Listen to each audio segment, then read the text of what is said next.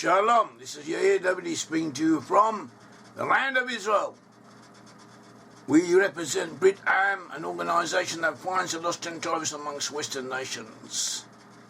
And we have researched this subject, and we have built upon the researches of others, but also added to it something of our own inner sources that were always there, always available, but for some reason or other no one paid attention to them, or they were overlooked, or no one realised that the material that was always available could be applied in the context of revealing who the lost 10 tribes were. Now, we all know that the 10 tribes were a section of the people of Israel. There were 12 tribes of Israel. They divided into two separate sections. The northern section became known as Samaria, or as the Kingdom of Israel. Its inhabitants were taken away by the Assyrians and exiled. They lost consciousness of their ancestry. They were the majority of the Hebrew nation, and they moved. They migrated in different pathways. Some went via the sea, by the Mediterranean Sea through Spain, and up into Ireland and Britain and to Gaul, that is France. Others went overland. They moved into what is now Armenia, the Caucasus Mountains, all that region, and then northwards and into Russia. From there, eventually westward into Europe, and also into the British Isles. And the lost 10 tribes converged in Western nations. And we find the lost 10 tribes amongst Western peoples, and we have proven it. We have proven it from the Bible. We have proven it from rabbinical commentators on the Bible. We have shown it from different sources, biblical sources, rabbinical sources, also legends and linguistics, mythology, archaeology, contemporary opinions, contemporary affairs even. Numerous sources. We have shown how they all converge in the same direction and show that lost 10 tribes are now to be found amongst Western nations, amongst Western peoples. We don't know what proportion of those peoples are really descended from Israel. It could be a great proportion, it could be a minority, but it was certainly historically significant and biblically significant. The Bible speaks about them, the Bible depicts who they are, describes who they are, and tells us in the future they will return. And at all events, this is what we know. We know what we know. And we have a duty, that is how we see it, we have a duty to spread this knowledge. What people do with it, or what will become of it, that is another question. But we know what we know, what we have has been revealed to us, and that is what we are letting others, informing others about.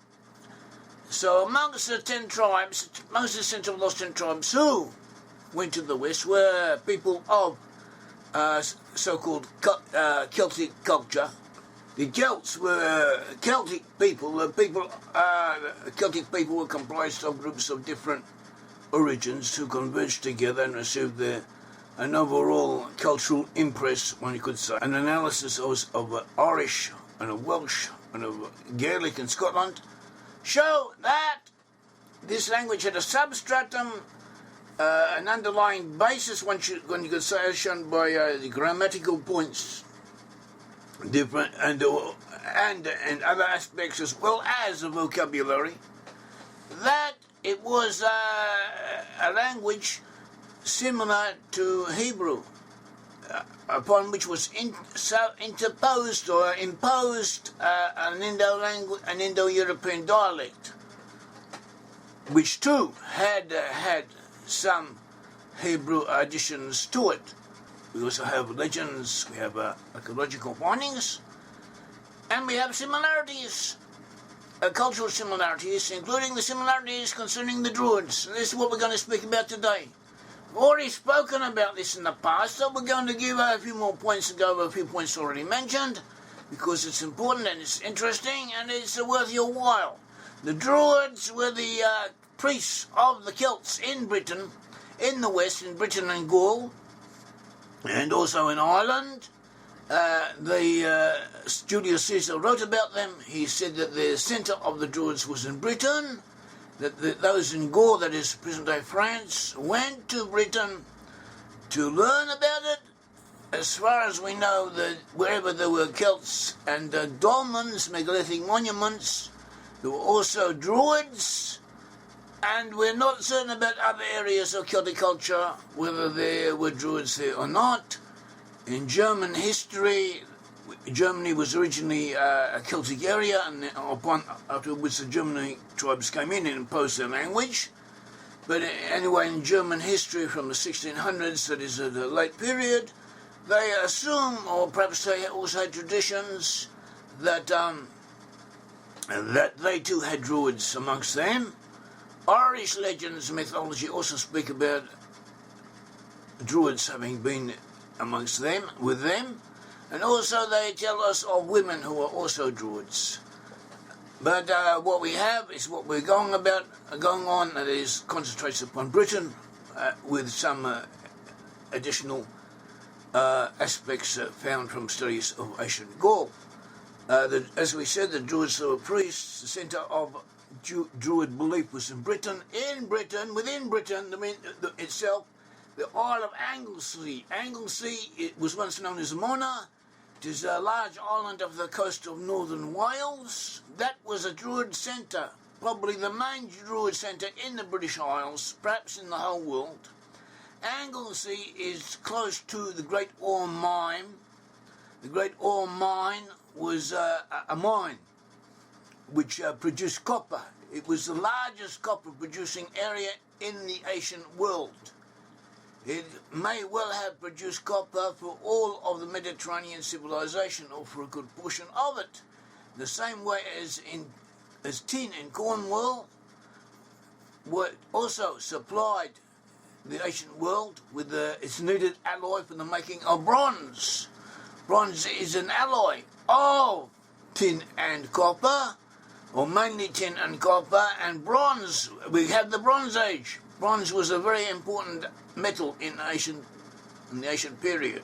This great ore mine is close by the remains of a village that, according to tradition, was that of Hebrews or of Jews, and this village was a settlement of the tribes of Israel, because indications are that Israelites had been taken to that area as slaves to work in the mines.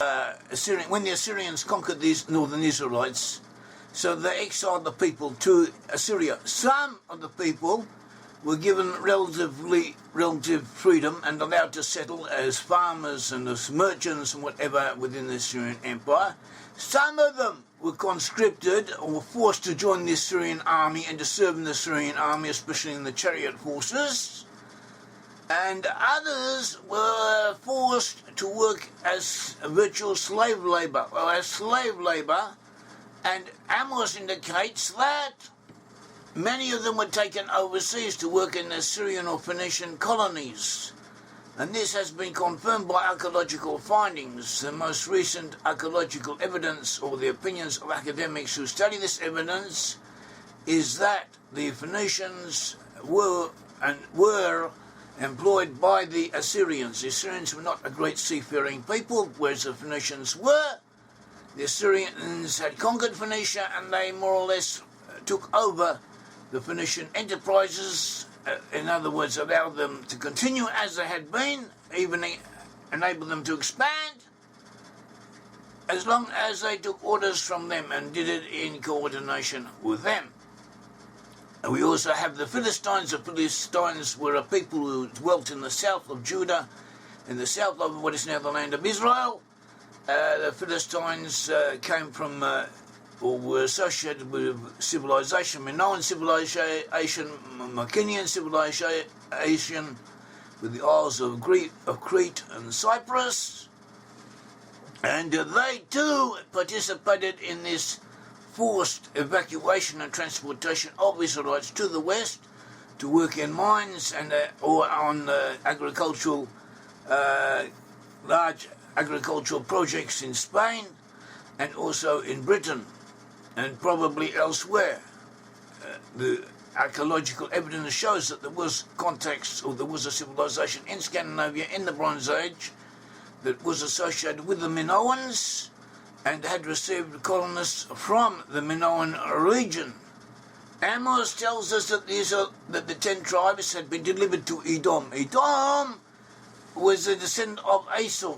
Esau and Jacob were brothers, twins, so born together. Esau became the arch enemy of Israel. There was a small land known as Edom to the southeast of Judah, but that was not the main centre of the Edomites. Edomites were also to be found throughout the Middle East. They became a warrior elite, serving in many places. There were portions of them amongst the Assyrians, amongst the Babylonians, amongst the people of Urartu. In numerous places we find elements from Edom. And Edom apparently also moved to the west together with the 10 tribes, before the 10 tribes, and they apparently subjugated the Israelites at first when they came, and they were in charge of the working of the forced labour of Israelites in the west when they came to the region. And Amos in chapter 4 verse 1 he says, "Hear this word, you cows of Bashan who are on Mount Samaria, who oppress the poor, who crush the needy, who say to their husbands, bring something to drink. The Lord God has sworn by his holiness, the time is surely coming upon you, and he shall take you away with zinot." In Hebrew, zinot translated as fish hooks. In Hebrew, zinot meaning large boats. And even the last of you, acharet chen, in Hebrew, meaning literally your children, with fish hooks as translated, but in Hebrew, sirot duga, meaning fish boats. In other words, all boats otherwise used for fishing, all boats in the shape of a fish. There was a certain type of boat known from Cyprus, which was very large, and for some reason or other it was known as a fish boat. And he goes on, Amos continues, "Through bridges in the wall you shall leave, each one straight ahead, and you shall be flung out into Hamon, says the Lord." Hamon in Hebrew is Harmonia, and this has been understood to mean the Har of Menai in the present-day region of Armenia, where a portion of the lost 10 tribes were taken. So Amos is in effect telling us that a portion of the 10 tribes is predicting the exile of the 10 tribes, people in Samaria and the adjacent region. He is predicting that they will be taken into exile. He was saying that a portion of them will be taken overseas to the region of Harmonia, that is Armenia, the Mount of Armenia, and also others taken overseas in ships. Amos, in chapter 1, verse 6, he berates the Philistines for turning over the exiles of Israel to Edom. He also berates the Phoenicians from Tyre in the same chapter for also turning the exiles over to Edom. So this corroborates or confirms what we already know, that the Assyrians used both Philistines, that is Minoan ships, and Phoenician ships to transport their exiles overseas, and that the working or the colonization of the overseas Assyrian possessions was in the hands of Edomites. And from Amos we understand that Israelites were amongst them, and this is confirmed by our findings from the Brit-Am copper mine, which was close to Anglesey, which was also the centre of Druid culture in the British Isles. In Britain, the main god of the Celts was known as Bel.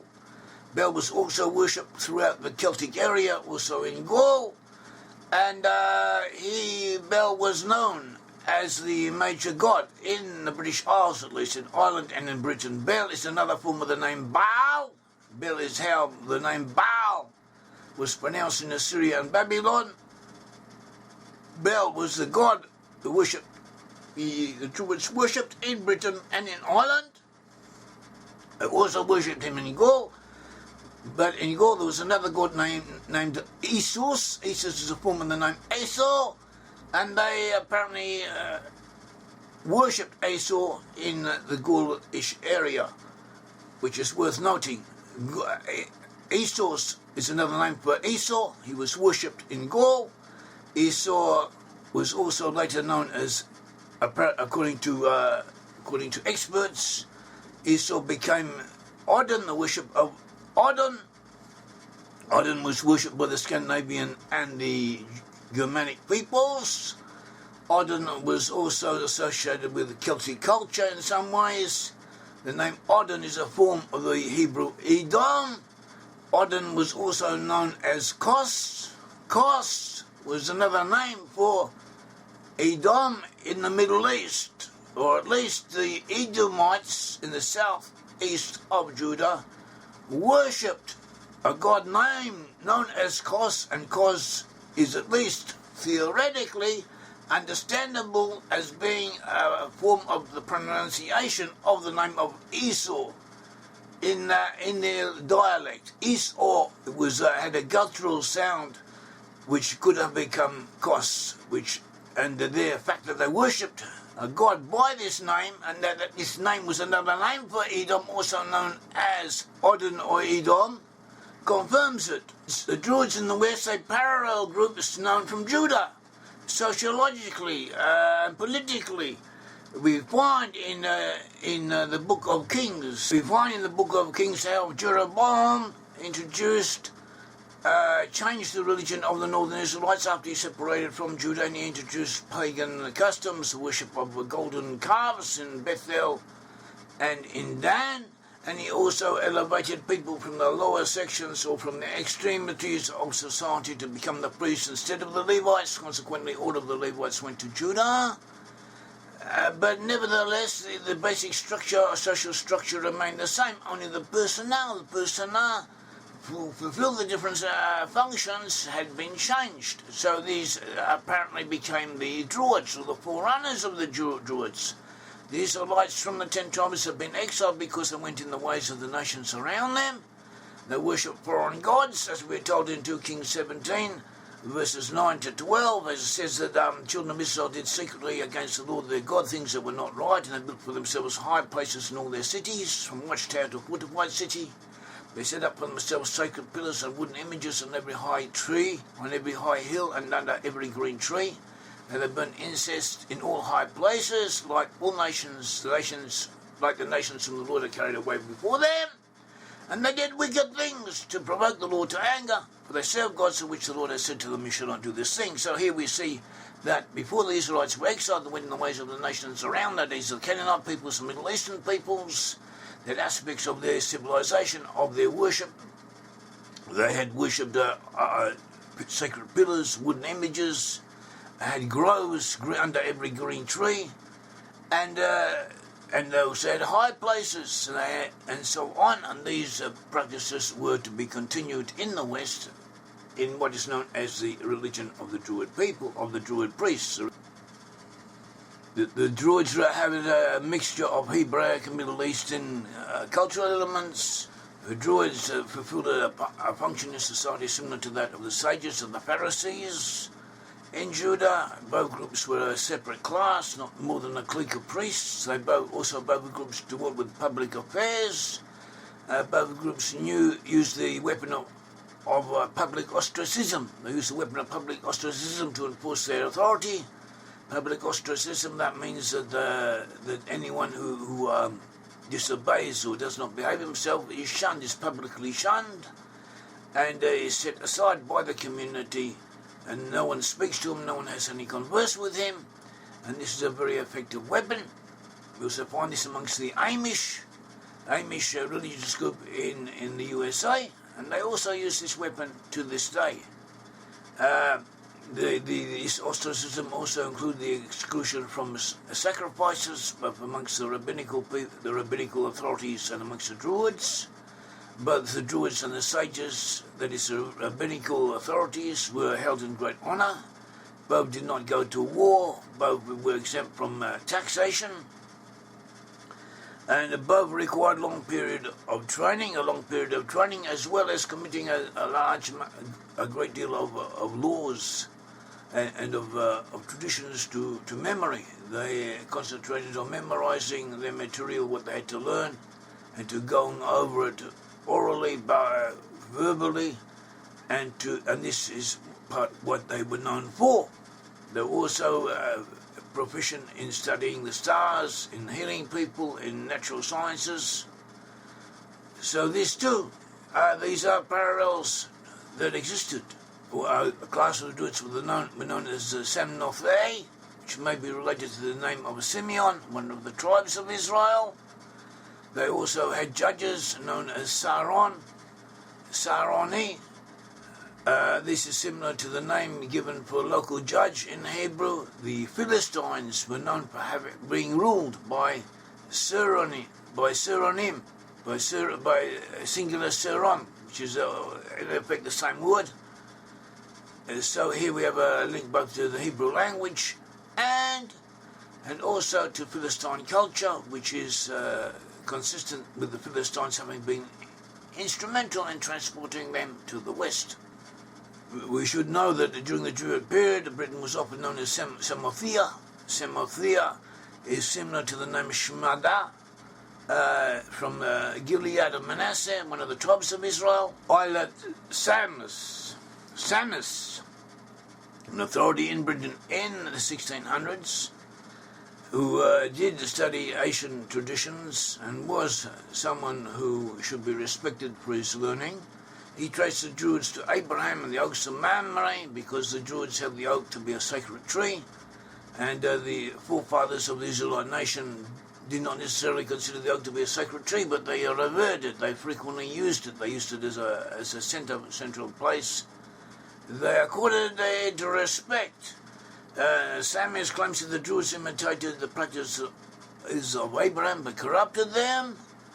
And there are indications that the Druids did practice a Canaanite form of religion. They also had a human sacrifice, which was a Canaanite practice. And they had other things. They believed in reincarnation, so did the Hebrews, according to Josephus. The Pharisees did. Sammy's identified the Phoenicians as Edomians, that is, peoples of Edom from Tyre. We should note that there were also, in addition to the Edomites having been in the west and in the east, there were groups of Edomites throughout the Middle East, as we said, and one of the places where Edomites had settled was in Tyre, was in the Phoenician city of Tyre. And so we have a tradition that Phoenicians from this area, including Edomites, did come to Britain. And they apparently ruled over the Israelites at the beginning when these Israelites were brought there to work in the mines. Numerous place names and ethnic names of the Celtic people in the British Isles and in Gaul are similar to those of Hebraic entities or of Hebrew place names. We've spoken about this at length elsewhere. We'll just give a quick rundown now of a few salient features of this phenomenon. We had Gad, the tribe of Gad. We also had in Scotland, we had the Gadeni. People lived in the region of Edinburgh. We had a god in Britain called Baraks, similar to the name Barak in Hebrew, which means lightning. It was also a name, Barak. This was the son of Ebenomad of Kadesh Naphtali. Was one of the early judges in Israel. We also had the name Kuran. Kuran in Hebrew means horn, and the name base names with the name Kuran are known. So it was such an area east of the Jordan and elsewhere, and we find this name quite used in the same context amongst the Celts in Britain. We have the Cernunnos, in other words, the god of the horns in Britain. We also had a lot of tribes, Celtic tribes, in which the root corn is found. We have Cornwall even today. And we have the Cornwheelers, the Cornonako, the Curons, the Crinan, the Corinian, the Kernach, the Cornabi, the Corini, the Creon, the Carnuts, the Coriani, the Carioti, and so on. And there is quite a few tribes with this word root in their name. We said Ia or Yair, my name Yair in Hebrew, in the Middle East was sometimes rendered as Yair. According to Assyrian inscriptions, Yair was a form of the name Yair, and in Irish and Scottish traditions and place names, we find this name used quite frequently, and according to tradition, there were people known as the Yairi who were found not only in the Middle East, but also in Ireland and in Scotland. So here too we have a link. You also have the Yair, who were a group in Ireland, an important group in Ireland, and their name is similar to that of Gabar, who was a family, an important family east of the Jordan. We have the name Hebrew itself. The name Hebrew itself is also found quite often in amongst Celts. Even not only that, it seems that the Celts in the West, they did not call themselves Celts, but they called themselves Iberi or Heberi. That was the name they gave themselves, according to many indications. We have hundreds of place names, Brit-Am, Brit-Am, and so on. Hundreds, maybe thousands of place names with this root or with forms of this root, using this name. Iba is another form of the word Hebrew. So they kept this name for themselves whilst they were here, whilst they were in Britain. We should also note that the rabbinical authority, Rashi, in 1040, 1105, he was the most important Jewish commentator, rabbinical commentator on the Bible and on the rabbinical tractates. When he's commentary on to the book of Obadiah, he says that the lost 10 tribes were in the region known as France. And another great commentator, the above analysis that by France, the word used as France or translated as France, Zarafat, also includes the region of Britain, because there too the exiles were to be found. So may the Lord God of Israel bless you and look after you, and may we know the truth and let the truth be our guide. Thank you.